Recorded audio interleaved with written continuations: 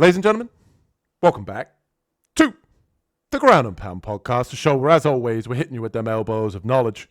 And we're back, and we are in Paris for UFC Paris this week, and we are also back. And joining me is my co-host, Carlos. What's happening, Carlos? Absolutely nothing, brother. A certain je ne sais quoi as we break down the full entire UFC Paris card, starting off in the early prelims, heading to the main event. Mario is going to join us here as we kick things off in the early prelim opener of Sam Hughes taking on Shauna Mama B. Bannon. I'm going to pass this one to you, Carlos. Who you got in this one? I'm going to have to go with Sam Hughes on this one. Pardon the voice this week, guys. I think I'm a little under the weather, but I got Sam Hughes in this one. Bannon has, she has a nice taekwondo style of kicks. Like she has that lead side kick she likes to throw. She should use her leg a little bit more like a jab and probe at her opponent, maybe like get her distance. But instead, she kind of just throws random axe kicks and crescent kicks. That side kick is her number one that she likes to create distance with, which leaves her off balance. And I think if for an easier route for Hughes, to control her on the ground, she could take her down because Bannon's already pretty much off balance there. And even if she wants to blitz and throw, because that's how Hughes tends to fight, pressure. Being up on that one leg is not going to do Bannon any favors. So I feel she could take her down if she feels like it, kind of control her, a little ground and pound. And if she needs to on the feet, I feel that she puts on a pace where Shauna Bannon can't really get off that well because she needs that space. And Sam Hughes likes to take it away. So I'm going with Sam Hughes to get this done. Yeah, I took the words right out of my mouth here. Definitely a confident pick for me for Sam Hughes here. Sam Page is the nickname. Always wondered why that's a terrible nickname. We might need to work on that one. But yeah, I only see this one going one way. I think Sam Hughes, like Carlos said, I think she mixes in the wrestling here. I think she gets the takedowns, gets in top control. We've seen with Shauna Bannon that she's tried to work on her jiu-jitsu. She's thrown up a triangle before and been able to submit Puja Tamura, who has absolutely zero ground game. Like Carlos said as well, she's former decorated kickboxing world champion. She's usually using that push side kick as well to kind of keep her opponents at range. But I think Sam, realistically here, we know that she can push a pace. She's a track and field coach. She uses her cardio as a weapon, and I think that she comes in here. I think she gets the takedowns early and often. She's either going to ride this one out, I think, for a very confident decision, or she beats her up and maybe gets a late stoppage with ground and pound. We've seen in the past with Hughes that she'll get into dominant position. She'll get into kind of get into full guard, move to transition to a more dominant position, look to beat you up. Her cardio lasts a full 3 rounds, so she's always pushing a good pace, and she's always looking to do damage when she gets the fight to the floor. To me, I even wrote this in my notes, Shauna Mama B. Bannon has never looked good to me. She's always been kind of one of these European fighters they have on these European cards, whether it be in the UK or France, that she's just kind of there. She's not necessarily anything special. I think Sam Hughes absolutely runs over her. I'm probably going to put her in her best bets for the Slam of the Week this week. Sam Hughes getting it done. Don't make me look stupid. And next up, we have arguably one of my favorite matchups here on the card. We have Rinat Fakhretdinov taking on Andreas Gustafsson. Great matchmaking here. Carlos, who you got in this one? I went with Gustafsson in this one. Fakhretdinov throws very aggressively, and he throws with all of his power when he's throwing punches, which allows him to fall forward, and he's a little off balance too. But the other thing that he does with that off balance is like he will throw and fall into a body lock or a double leg or grab a single leg as he's going down. So you never know exactly if he's trying to be off balance on purpose, so you get used to it, and he's trying to set you up for that. Fakhretdinov, though, he does slow down in round 2 because of the fact that he puts everything behind all of his strikes. If he grapples a little bit more, I don't really notice if he's too tired or not, because basically in his first round, he's always coming forward. He's throwing some hard shots.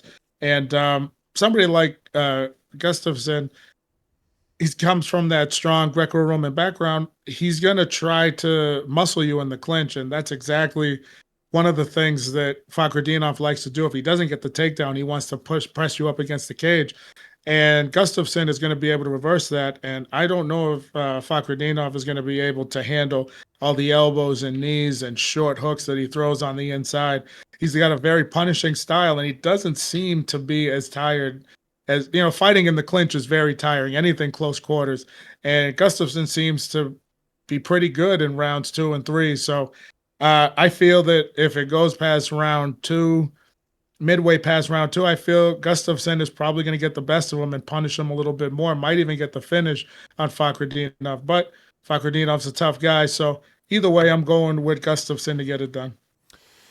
Yeah, honestly, this fight to me, when I looked at it on paper, if you've seen both of these guys fight before, you'll understand why I said this is great matchmaking. If you look at Gustafsson's last fight when he fought against Chaos Williams, he crashes the pocket. He's an absolute wild man just to get into the clinch. Like Carlos said, in the clinch is where he does pretty much his best work. He loves the knees. He loves the elbows.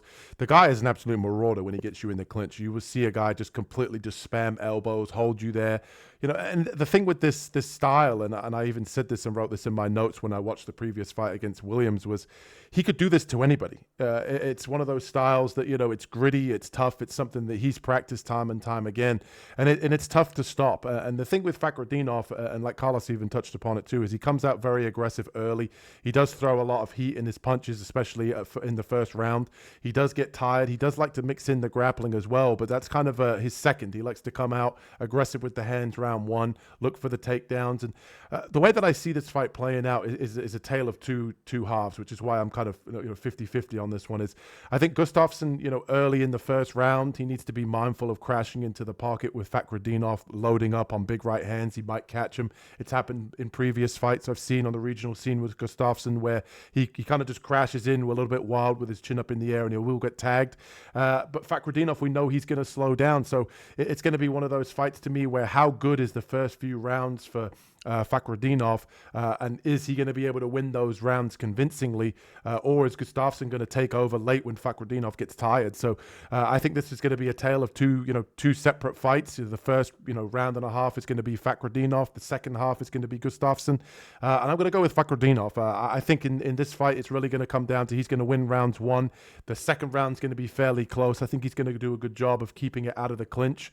I think if he keeps this one out of the clinch and he has kind of urgency to get out of the clinch, he's going to be the ones landing the bigger strikes here.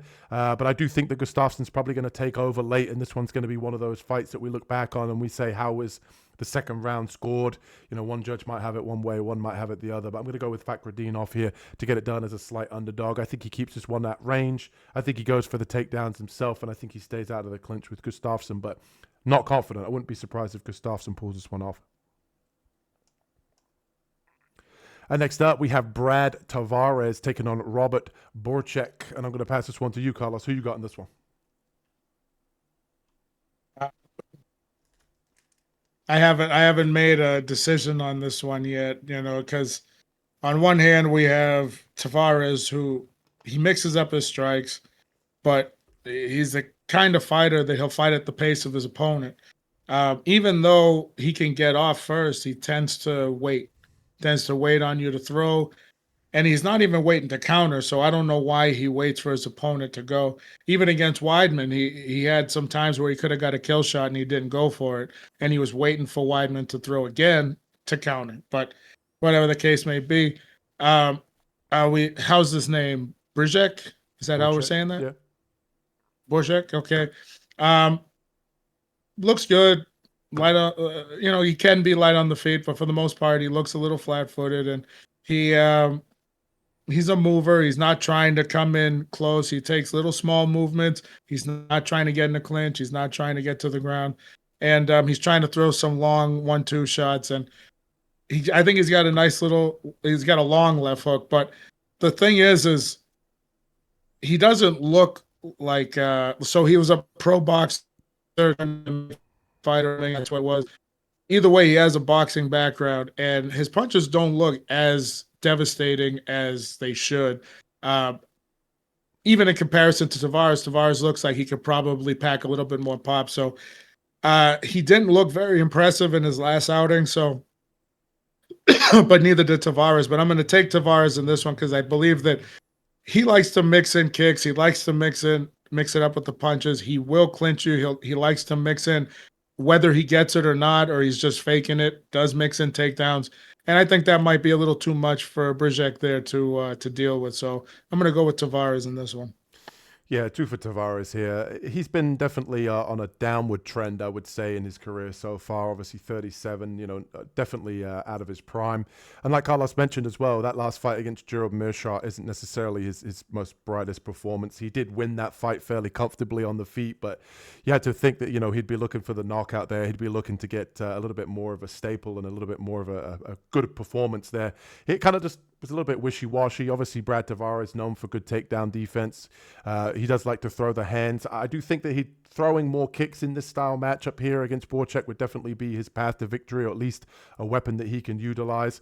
And he can't turn this one into the Bruno Silva fight. I wrote that in my notes. For those of you that have seen Brad Tavares versus Bruno Silva, he kind of just crashed into the pocket. He wasn't technical, and he got caught by a bigger puncher. And I do believe that's the best path to victory here for Robert Bryczek.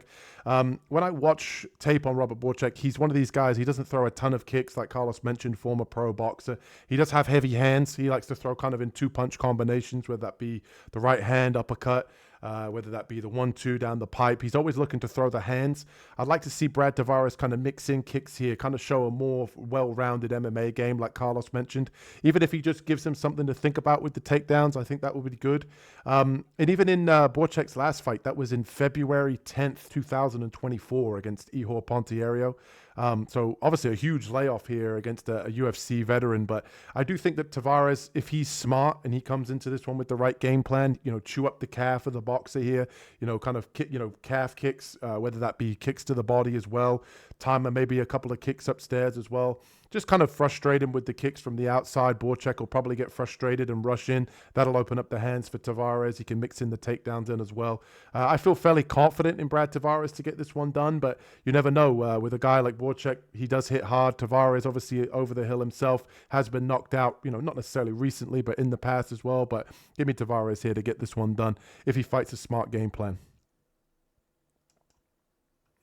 And next up, we have Sam Patterson taking on Trey Waters. Both of these guys absolutely lanky as fuck. Carlos, who you got in this one? I'm going with Sam Patterson in this one. He's a little bit more of a technical fighter, whether it's standing up or on the mat. Very solid fundamentals, very slick striking, moves in and out, very smooth. So smooth that sometimes it's like he's just slipping, but he does use a lot of foot movement in his in and out. He doesn't really slip side to side. So one of the things that I do think is going to be a problem is Trey Waters, as he throws his strikes, he does lean forward. And in one of his fights, I want to say, I can't remember the opponent, he had about a 6-inch height advantage and a reach advantage as well. And he was leaning forward, getting caught with shots. And if you're going to do that against Sam Patterson, he's going to exploit that. And Patterson's probably going to take him down. Now, Waters, it shows that he's able to scramble and able to get back to his feet. But I think Patterson's a little bit better than most of the other guys he's been meeting on the ground. And I don't think he's going to get back up that easy. Unless it's against the cage, he could use that to cage walk and get back to his feet. But Patterson's striking is a lot better than I think most people would think. I think he hits a little bit harder than, and Trey Waters is going to find that out when he leans forward, that he hits a little bit harder than he would believe or people are led to believe. I like this kid Patterson. I like the technical aspect of him and his very, very good fundamentals. So I'm going with him to get this one done.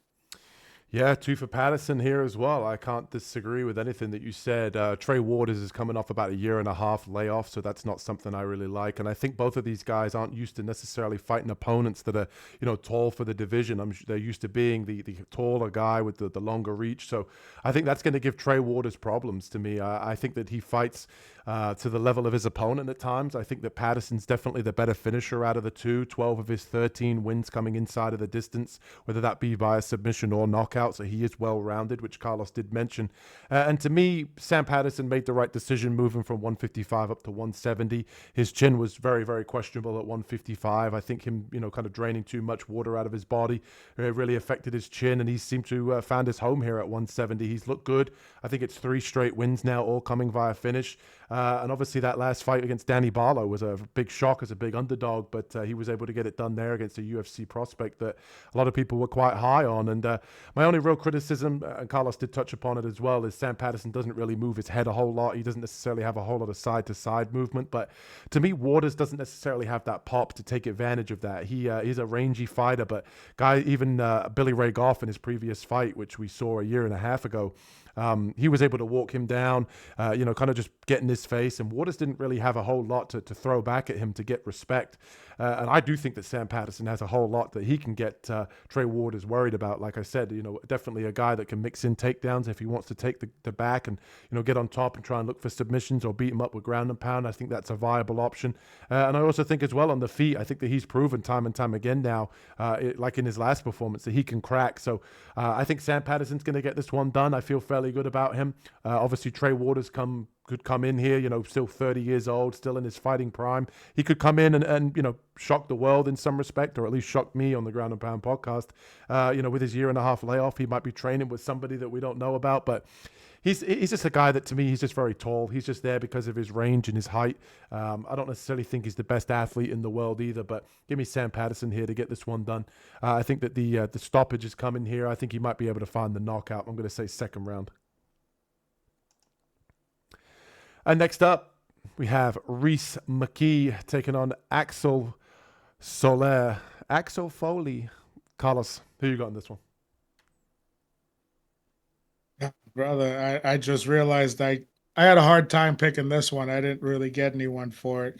And it's because, I'm going to go through it right now. Sola, I think he's a good fighter. He looks good wherever the fight pretty much takes place.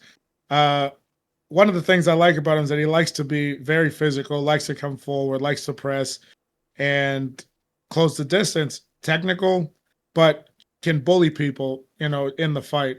And the thing is who exactly is he bullying? And it's not that he's not good, because he's getting the finishes that he needs and he's getting the wins. But for some reason, I feel like Rhys McKee's got a lot of talent. He's very technical.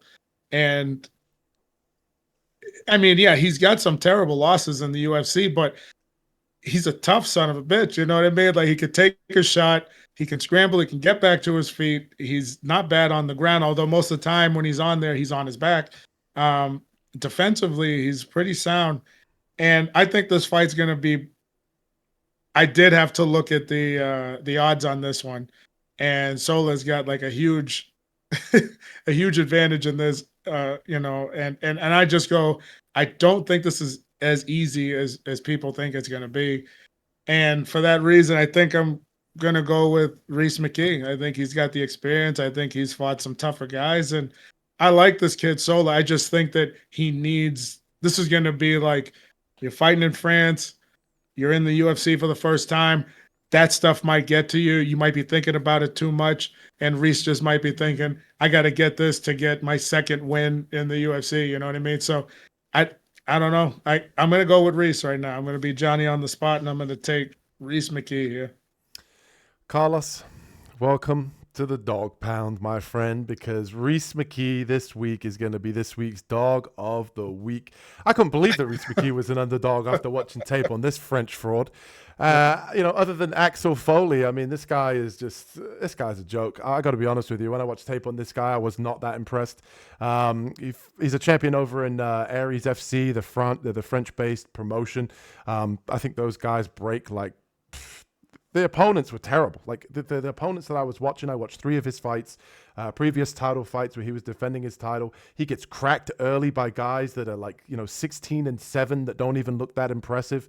You saw in Rhys McKee's previous fight, against Daniel Funza, dropped him 4 times and got the doctor's stoppage, late into round 1 or at the end of round 1. He looked fantastic. The guy looks like he's, really sort of turned a corner his career. Let's not forget the guy was fighting pretty high level guys. Alex Morono at the time wasn't on this big skid. He fought Hamzat Chimaev, the current champion at 170. At middleweight. The guy is an absolute bone crusher. Obviously, everybody expected him to lose to Hamzat. And when you look at Rhys McKee, I think he's taken his career seriously, and it showed in his previous fight. The guy's a technical kickboxer. He's got a piston of a right hand. And when you watch tape on Axel Soler, he's getting cracked by guys that do not have the striking of Rhys McKee. So that already, when you watch tape on both guys, that already kind of convinced me that Rhys McKee was going to get this one done.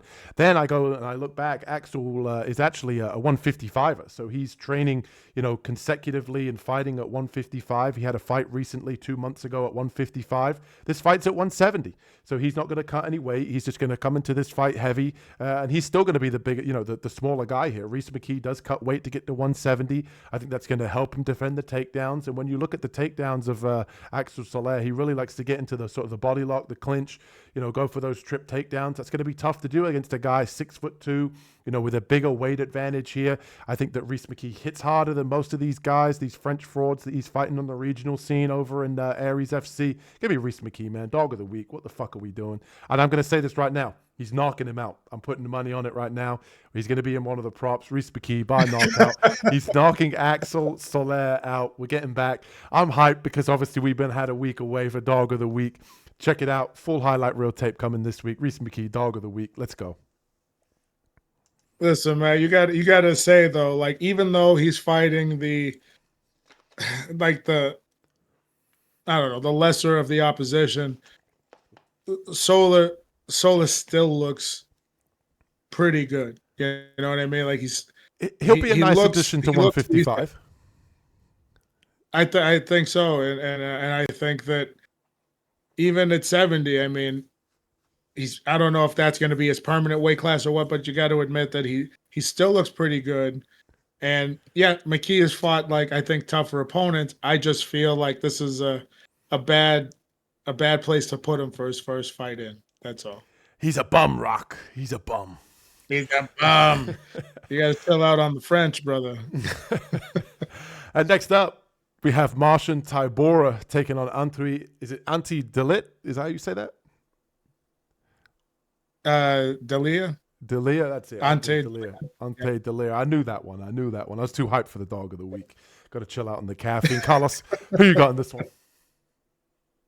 Oh, man, I hate to go against my guy Tybura. He's a tough guy. He's got that workman-like attitude. And if he can get Delija on the ground, he could possibly win this. Now, it doesn't mean he's going to submit him. It just means he might win that round if he can get Delija down there. Even though Delija is not like your typical heavyweight that's just once he's on his back, he can't get up. He can get back up. But I feel that once Tybura gets him down there, he's got very good jiu-jitsu. He can keep him down there.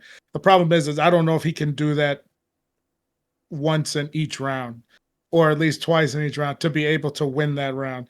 And once it goes back to the feet, Marcin Tybura is a very tough guy a couple of years ago, but right now, if you crack him, he's going down. And I feel that Delija here is just going to put it on him, and he's going to get him out of there. Maybe the first, maybe second, but I just think he throws too many hammers too often, and I think he's going to touch him up a little bit in the first or second and get him out of there.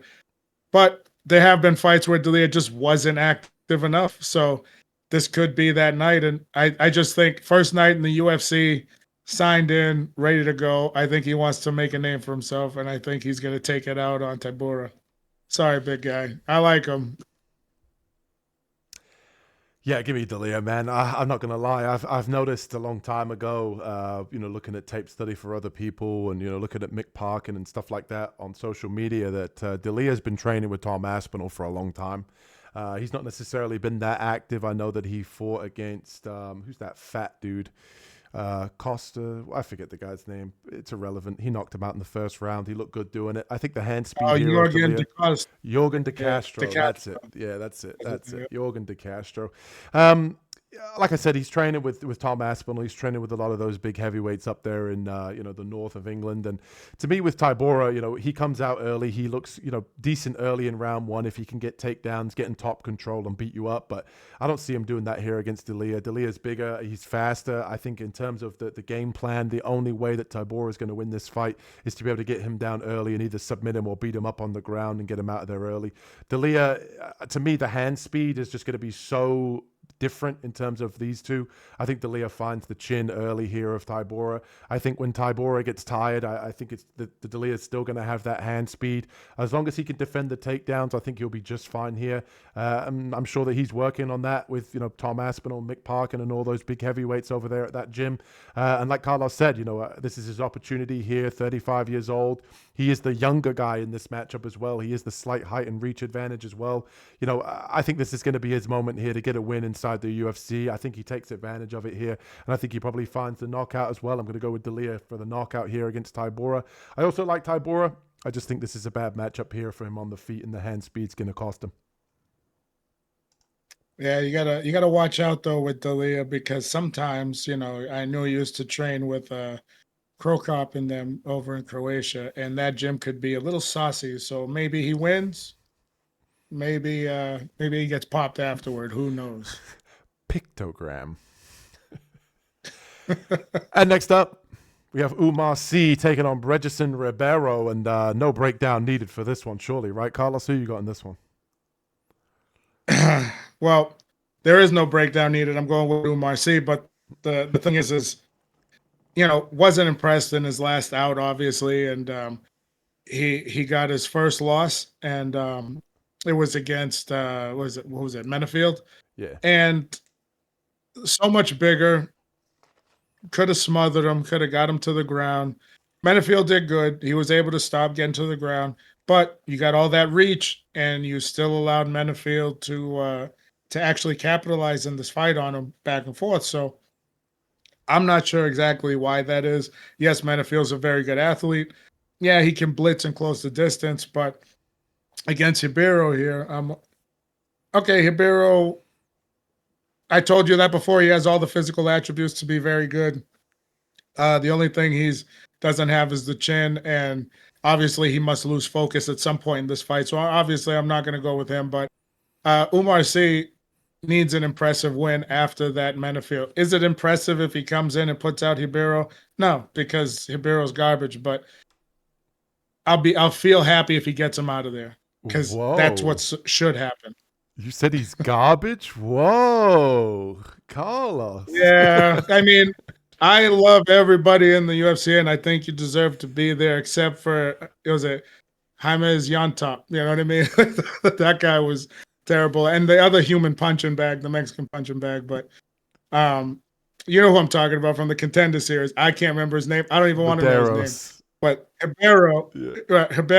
Oh, he's another one. As talented as he is with physical ability, speed, power, athleticism, quickness, how the hell can you not put it together? I mean, the other guy at heavyweight that's like him is the what's that cat with the braids? He gets knocked out by everybody. He's got the dreads. It doesn't even matter. I don't even want to remember his name. Yeah, Lane, whatever. Yeah, F that guy. Ribeiro, I'm sorry, brother. I'm looking out for you. I was happy you were on a win streak, but you're not going to win this one. I thought you were going to hit us with he walks to the cage well. That's what I thought was coming there. Yeah, this fight doesn't need he doesn't do that. No, he doesn't do that very well. The only thing I will say about Ribeiro is he did have a nice Kimura in his previous fight before the one he got knocked out in against Azamat. He did kind of have a shock victory. I think that kept him around in the UFC. He does have good calf kicks, but other than that, I mean, the guy is I'm not going to say physical specimen, but he has all the tools to look like he would be. If you saw this guy and you were like, he's a UFC fighter, you'd look at the guy and think, yeah, he probably is a UFC fighter. He looks like the part, But yeah.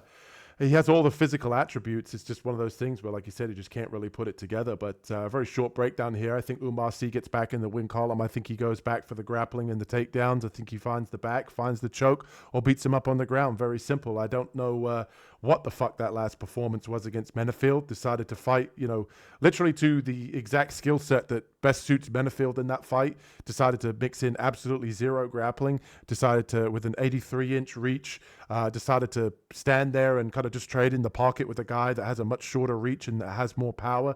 Very, very puzzling, very head-scratching performance. I think Oumar C knows what he has here. I think he has an absolute layup in front of the French crowd. I think that he knows he needs to come out here and put on a show. I think he gets the finish here against Ribeiro. I think he gets the takedown. I think he gets a submission here, and the French fans have something to cheer about. Oumar C for the victory here. And a very confident pick. And if he doesn't grapple, honestly, just cut the guy right now and just give Ribeiro a bonus just for the fuck of it. Sorry about that last one, man. I hate to see talent and then it just doesn't make out the way you wanted it to. That's all. Speaking of talent, we got Robert Bryczek. I think it's actually Bryczek. Ruchala. We'll go with Ruchala. Against William Gomis here, and I'm going to pass this one to you, Carlos. Who you got in this one? Gomis likes to mix in a lot of grappling, a lot of clinch work in with his game, and Ruchala here has some very good grappling himself, and I think that is where it's going to nullify each other there, but it's going to cancel it out. But I do think that if Gomis can keep the distance and strike a little bit, Ruchala looks like he's never kickboxed or boxed ever. So that is why I'm going to take Gomis. Is he can reverse anything that Ruchala is going to put, unless his grappling is phenomenal, which on video, he looks good. He looked very good, but he didn't look like anything that Gomis hasn't seen before. So I think he can keep it on the feet, and I think he can punish him on the feet and get that done. So I don't think it's going to be easy, because Ruchala will just kind of run at you and clinch you right up against the cage. But maybe as he's coming in, you time a shot, time a knee, anything. Gomis can do that. He's got good knees. He's got good long punches. But I just think that Gomis can get this done. Ruchala, sorry, brother, but I'm going with him. I thought you were going to say, sorry, brother, your ass. Ruchala, one of my buddies at the gym told me that he was telling me about this guy, Robert Ruchala, a long time ago. And he was saying, he just went over to American Top Team. He was training with Dustin Poirier for his last retirement fight against Max Holloway. I've actually watched a few interviews as well where Dustin Poirier's talked about training with this guy, and he's getting beaten up by this Polish guy, Robert Ruchala. So I was excited to see him, KSW champ, and, watch some footage on this guy. And I got to say, I was really disappointed. I don't know about you, Carlos, but I was actually kind of disappointed by this guy. I thought that he was going to be a lot better than what he was. He seems to get backed up very easy. He's always circling around on the outside. In a lot of his fights, he gets tagged. He gets backed up and pressured very easily. I do agree with Carlos. So decent BJJ, decent grappling, but his strikings kind of leaves you with something to be desired. He likes to throw a big right hand and then turn it into a spinning back fist with the left hand. I think one of those unorthodox strikes is probably going to be his best sort of path to victory here against a guy like William Gomis. Gomes, obviously a very technical kickboxer, very snappy kicks. I think he'll have the speed advantage here. I think he'll definitely want to get back in the win column after losing to Haider Emil in that split decision loss. To me, I just wrote in my notes here that I think whichever guy goes forward is going to be the guy that's going to be able to win this fight.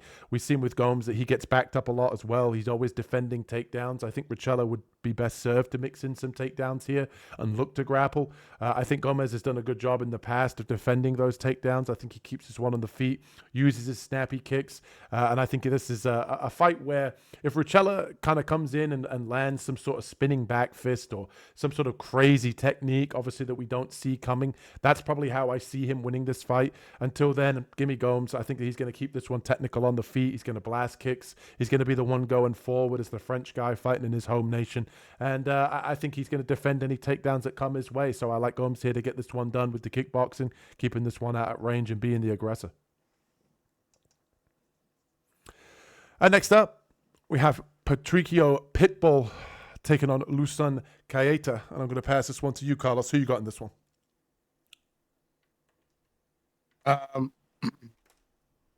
What I ended up going with oh man, it's just tough because like I went with Keita, but I'm like, do I take Pitbull? And the reason I went with Keita is because Pitbull had lost a fight early due to strikes, and it's because of how he's striking now. He's getting older. Um, the way that he strikes now is he wants to find a way to slow you down so that he can implement his striking. And sometimes that works and sometimes it doesn't. And in Ryzen, I can't remember the name of the opponent that he had. That kid was a mover and he was coming in and out and throwing strikes, and he tagged Pitbull. I think that was a short notice fight for Pitbull as well, just to be honest about it. But at 38, that's what you try to do. You try to bring the fight down to your pace, and you got to have some sting on your punch. And Pitbull does have that. This kid Keita, though, he's very quick, very fast, and not only does he have fast hands, he has fast feet. Like his whole body's coming in and out. He's moving quickly. He's in and out of the way. So Pitbull's going to have to time him on the way in. The problem is the way the Pitbull stands with that wide stance, that left hand up, and his chin up at the same time. It doesn't make for a good combination when this kid comes in and he throws more than one punch at a time. That said, I've seen this kid Keita get taken down, and it's not pretty when he's getting back up. And when I say not pretty is, yes, he got up. He's able to get himself out of a bad situation. But the problem is how he got up is he put his hands on his opponent's waist, popped the hips up, and then stood up. A lot of power, a lot of energy being used. A lot of your cardio is going to get sucked out if you keep getting up that way over and over again. Pitbull's wrestling isn't the greatest, but he does have enough ability to get him down, and he has good jiu-jitsu as well. So I want to lean towards Pitbull, but I don't see him being able to get Keita down to the ground unless he can tag him with something. And if he tags him, it's probably going to be over. The issue is I think Keita's going to get to his chin first. I think he's going to capitalize on that. There's going to be a barrage of punches, too much, too fast, and I feel that he's going to get this done. Now, I looked at the odds at this after I made my pick, and I had no idea this kid was the favorite, but I could see why he should be a favorite. I don't know if that's the smartest thing, but I'm going to go with Keita. Beautiful transition there, Carlos, for me to talk about how I'm going to pick Pitbull. I have to say, it's almost like we do these videos every week, my friend. But yeah, I'm going with Pitbull for the exact reason that Carlos mentioned there towards the end of his breakdown, that Keita, very, athletic striker, fast hands, obviously a guy that's known for his knockout power. He does tend to swing a little bit wild and overextend at times looking for that knockout. But I think Pitbull mixes into grappling here. I think that's definitely the path to victory. It's definitely the eye-opening skill set that lacks, especially in Keita here. And I think that the guy here in Pitbull, to me, when you look at the skill sets of both these guys, or what their main asset is in terms of MMA, is Pitbull's experience to Keita's athleticism and knockout power. So one guy's got speed, one guy's got a savvy veteran, sort of mindset here. And I think he comes in here and I think he does exactly what he needs to do. It might not necessarily be the most entertaining performance. I think he wrestle fucks him. I think he comes in here, he ducks underneath. I think he goes for those double legs. He gets the takedown, he gets on top and he holds him down. And if Keita decides, hey, I need to scramble here and get back to my feet, I could definitely see him leaving an opening here for a guy like Pitbull to maybe find a submission. And I just think that he uses his savvy veteranship here. And to me, don't get me wrong, I don't necessarily think that Pitbull is over the hill, but I would not be surprised if Keita does find the chin early in round one. That might be something to look at here. First round knockout, maybe Pitbull by decision if you want to bet it either way. I like Pitbull here to get this one done. I think this is a guy who, if he can get him out of the first round here, wear on him, lean on him, mix in the grappling, I think Keita loses a little bit of a pop in his shots and Pitbull takes over in rounds 2 and 3. Give me Pitbull here to mix in the grappling and get this one done. That is a tough fight, I'm not going to lie. And news just in about this one, Carlos and I just found out, right pre-recording here, that we've got Faraz ZM has actually pulled out of this fight due to the fact that he has loss of a family member. Fernandes is going to be having a short notice replacement. I believe it is Harry Hardwick. No research done for me, but I'm going to go here with Fernandes, short notice replacement. Fernandes, I mean, we're going to talk a little bit about him. I'll let Carlos do it, actually, because Carlos does a good job of talking about this guy. We were talking about it before the breakdown. Carlos, talk with me a little bit about KF Fernandes here and about who you've got in this new matchup here against Harry Hardwick.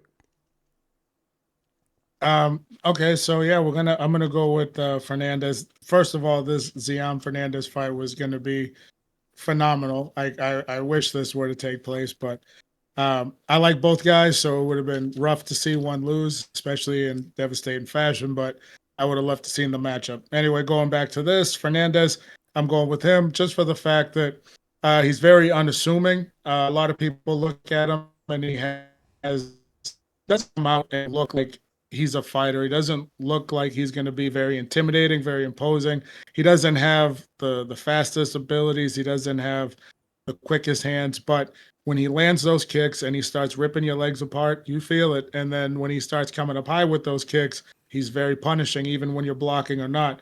His punches are also very much unassuming because he just kind of whips those hooks in, and if it catches you, it does a lot of damage. Guys tend to react very differently when he hits them. And I just think that I don't know what was the kid's name? Chadwick? Yeah, I think it's Harry Hardwick, I believe it was. Chadwick, okay. I just don't know too much. I mean, I don't know anything about him because I haven't really seen any video. But for your first time in, thank goodness you're taking the fight. We're going to have some entertainment, but you might be the highlight of the. I'm going with Fernandes, and sorry, brother, but I think you'll be walking funny the next day. No homo, and you might get the knockout of the night. Yeah, I'm right there with you, man. I think Fernandes is definitely a talent, and he was a big underdog in this one. Carlos and I were talking about it beforehand. We would have liked to have seen him versus ZM. He was like a 2.5, like plus 250 underdog or something like that, which we thought it was a much closer fight. Would have loved to have seen it, but I'm going with Fernandes here as well. I think this is a tough matchup for Hardwick, however you say his name.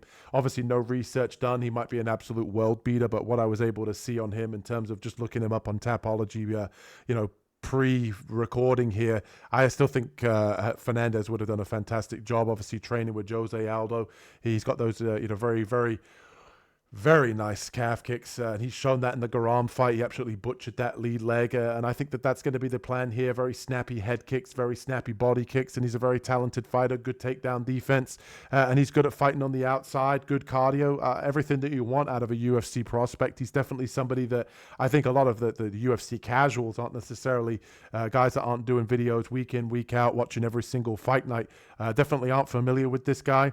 But as Dana White would say, if you don't know, now you know. I think this is definitely somebody who's going to climb up the rankings. I'm very high on this guy.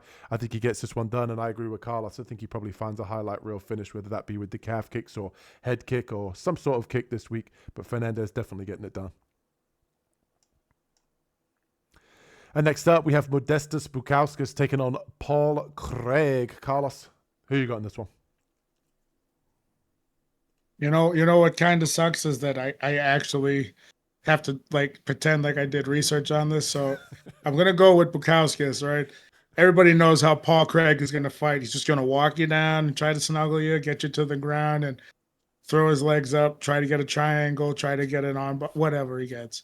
I'm going with Bukauskas because his stand-up ability. He's a very big guy for that weight class too. He has good movement, good stand-up ability. He's going to keep the distance. Even if he ends up getting trapped on the ground with Craig, it's not like it's going to be all over. Don't make me eat my words, Bukauskas, because I feel that he's technical enough to keep himself out of danger on the ground to get back to his feet. And with Paul Craig, when he fought Bo Nickel, I think that was the only time I picked him for the upset. That was the only time I was like, you just have to be tough. One day in your life, come forward, throw some strikes, and you're going to get in his face and fluster him.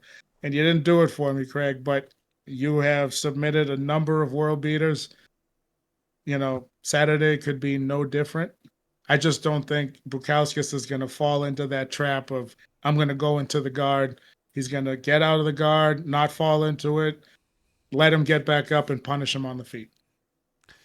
Paul Craig should have won that fight against Bilardo purely because he faked that up kick that he was knocked out. So I give that I chalk that win up for dog of the week for Paul Craig there. But give me Bukauskas here, man. I think for the love of Christ, you keep this one on the feet. Obviously, Bukauskas training over with the Tom Aspinall gym over there, and he's looked good since doing it. He's got power in the hands. He has shown an improvement on the ground, but fuck the ground game. Let's just keep this one on the feet, Bukauskas. Let's find the chin of Paul Craig. Let's get a highlight reel knockout here.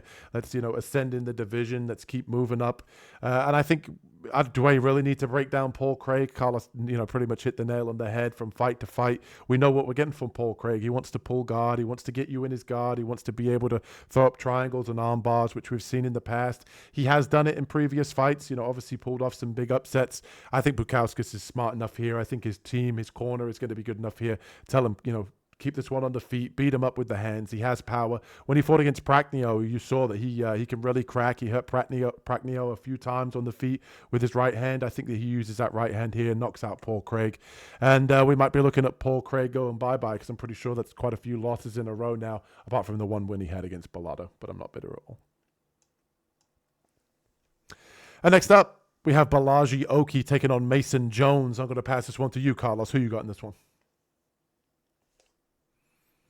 I went with Mason Jones on this one. I just think he's going to be able to put a pressure and a pace on Oki. And it's not that I've seen Oki get gassed. I haven't seen him get tired. I actually haven't seen him have to struggle that much in a fight when it went the distance. Excuse me. And if it goes the distance against Mason Jones, he's going to have to struggle because Jones is going to swarm him. He's going to be throwing punches. Now, is he throwing knockout punches all the time? No, but in combination, Mason Jones is going to hurt you. And in combination, he likes to throw a lot of different things in that, not just punching. If you're up against, if you're in close with him, the elbows are coming. He's going to work the body. He's going to throw those knees. He's going to rip the leg. Mason Jones throws whatever's available and whatever's punishing, anything he could do to inflict damage. Now, Oki, they say he can hit hard. Yeah, he knocked out his opponent on the Contender Series, and that was good. But he hasn't been able to put that sting on anybody else. I just don't know if maybe the higher level of opponent he can't find that range, or the higher level of opponent they're able to take his shot just a little bit better.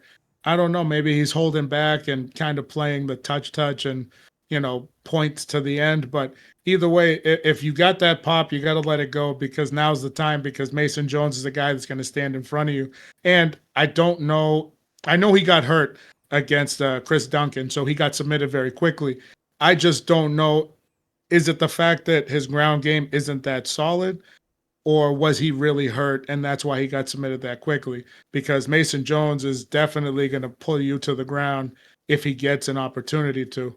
And if he does that and you're not very educated on the ground, he's going to punish you down there as well and then submit you. So I'm going to go with Mason Jones. I think he's got, wherever this fight goes, I think he's got the edge.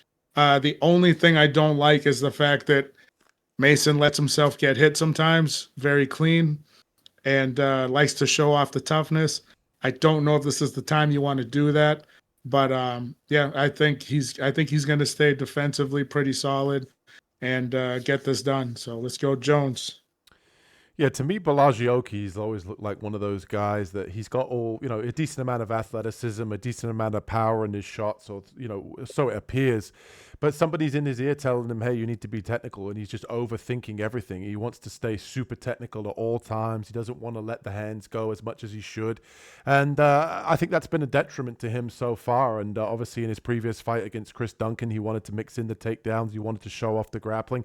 And he got submitted. So I have question marks about his grappling as well. I have a question marks about his striking and his grappling. And what I took from the Mason Jones fight when he fought against Jeremy Stephens was, obviously people saying, Jeremy Stephens is washed up, can't defend takedowns. What I took from that fight was a guy that, had been previously in the UFC. He got cut or he got released. He came back on the regional scene, did what he was supposed to do, got his shot, and he did exactly what he needed to do in order to win that fight against a guy that, cracks, who's the hardest one hitting 55 that there is, right? So I took that fight as, he did what he needed to do. Now, when it comes to Balaji Oki, I think Mason Jones here would be best served to mix in some grappling. I think Jones' grappling is decent enough. His wrestling, he could get on top, wear on Oki a little bit, take some of the power out of his shots that could potentially be there. But for the most part, Oki up until this point has really just been a guy that wants to walk you down and throw a jab. So I think that definitely Mason Jones can mix in takedowns. I think that he'll be fine on the feet as long as he just minds his P's and Q's and doesn't trade in the pocket like a wild man. I think he'll be fine. I think he's definitely somebody in this fight that he can serve up, kind of whatever. He can give him a little bit of column A, a little bit of column B. If he wants to mix in the grappling, he can win that way. If he wants to make it a back and forth striking affair, I think that he can do that too. I think he can chew up the lead leg of Oki, who tends to be not necessarily flat-footed, but that calf is there to be chewed up. If Jones wants to just sit and box with him, I think he could throw kicks as well from the outside. I like this fight for Jones, whichever way it wants to go, as long as Balaji Oki doesn't show me something he's not, kind of done up until this point in his UFC career. I like Jones in this one in a big way.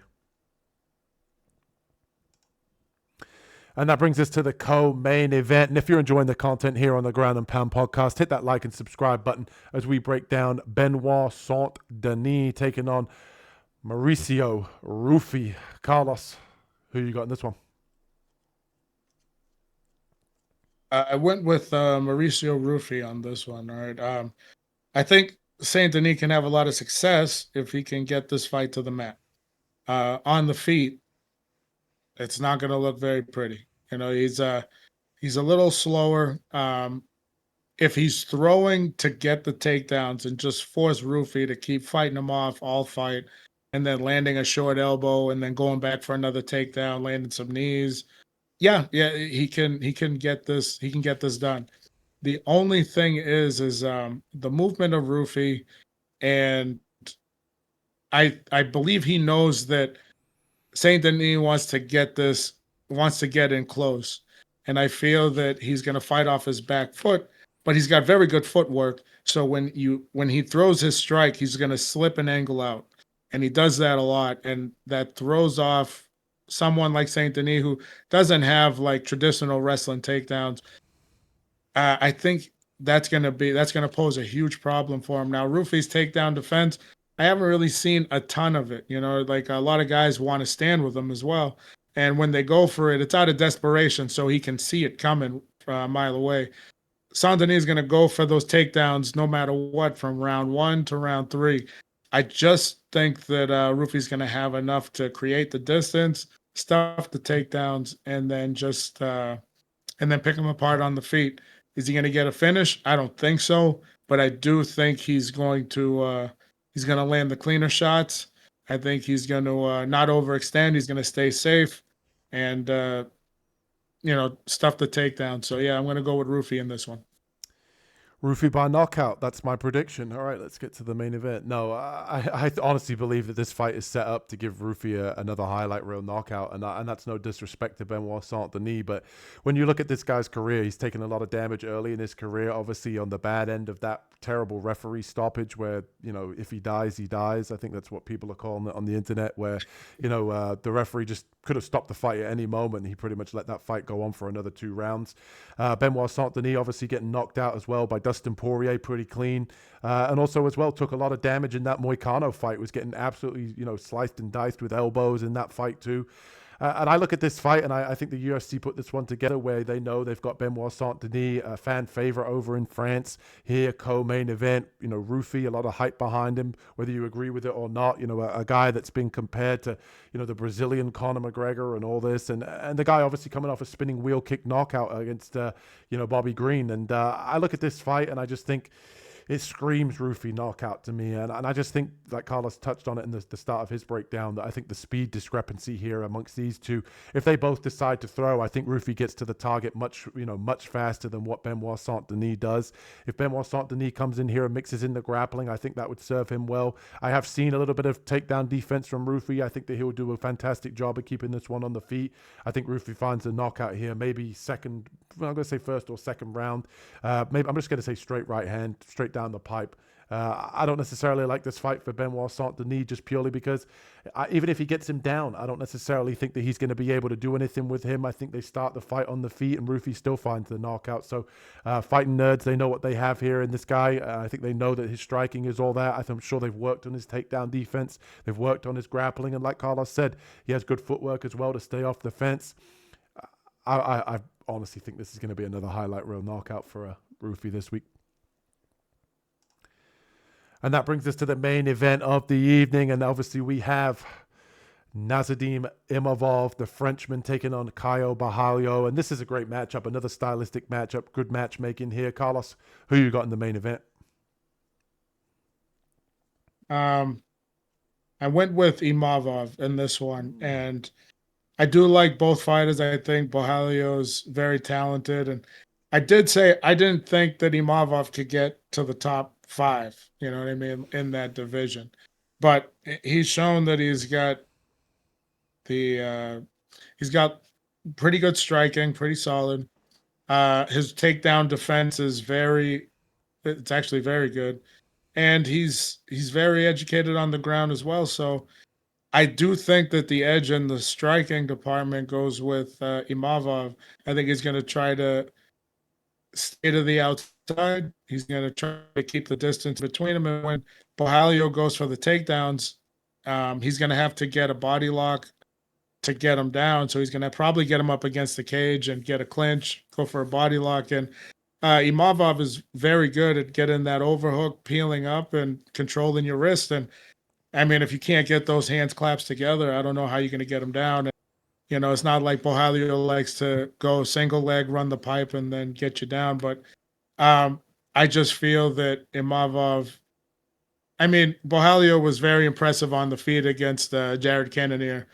And was it the fact that Cannonier was fading and Borralho's on the rise? You know what I mean? Like, I don't, but I just feel Imavov's probably got the edge there. And the fact that he can keep it on his feet, I think that also plays into him getting this decision. So I'm going with Imavov. Yeah, this was the fight I was interested to see who you picked, but I'm going to go with Imavov as well. I thought I was going to be alone on that side, but obviously Caio Borralho, 16-fight win streak, fighting nerds, pretty much the team captain and the face of that gym over there that's had a lot of success, and obviously a great grappler. You know, once he gets your back, he gets you in that body triangle, he rides out those positions for the whole round. Obviously improved striking, does a good job of bouncing in and out of range, and like Carlos said, you know, he found the chin of Cannonier at that point in that fight, which I think surprised a lot of people. I think it was it a boost as well, Nurmagomedov, that obviously fighting him, that he did a good job showing off some of his striking as well.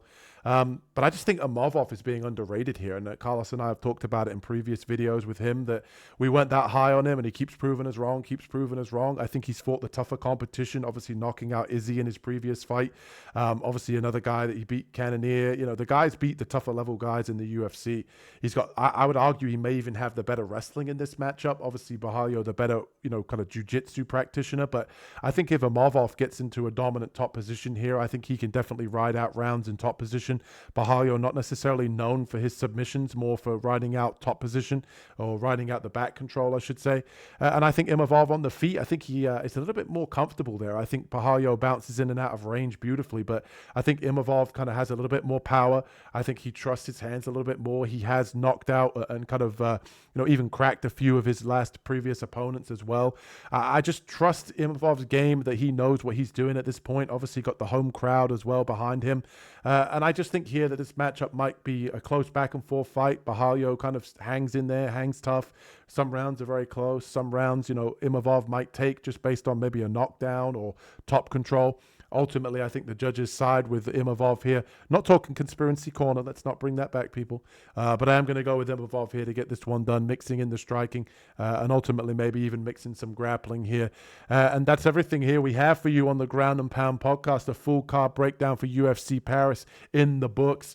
And as always, I got to let you guys know what's coming on the channel. We got the Dog of the Week, full highlight reel tape here for Rhys McKee as this week's Dog of the Week. That video will be live to you later on in the week. We have the best bets video for UFC Paris to put some money in your wallets, along with our straight to the point pick, UFC quick picks for UFC Paris. Every single pick on that card, my picks for that week in 15 minutes or less. And before we wrap things up, we know we got to let Carlos say what he wants to the people. Just want to say, hope you guys are enjoying the content. If you are, like and subscribe, and we'll try to keep getting it out to you. And sorry for the voice this week. Hopefully next week it's gone by then, but we'll see you on the next one. We'll catch you guys in the next one. Peace. Peace.